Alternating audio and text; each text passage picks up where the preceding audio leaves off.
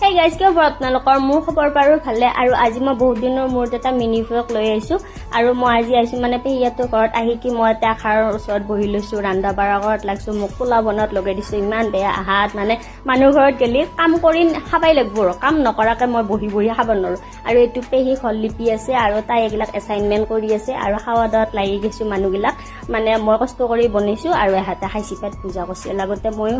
খাই ললো আৰু বাকি তেতিয়া ভিডিঅ' কৰা নহল আৰু ঘৰত আহি ফেলে মোৰ এখিনি অলপমান প্ৰজেক্টৰ কাম আছিল সাৰে লাষ্ট ডেট দিলা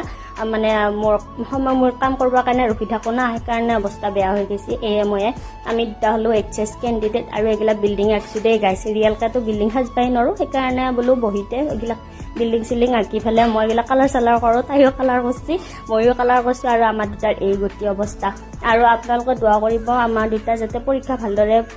ভালকৈ যাতে দিব পাৰো লিখিব পাৰো আজি কাৰণে ভিডিঅ'টো ইমানে বাই বাই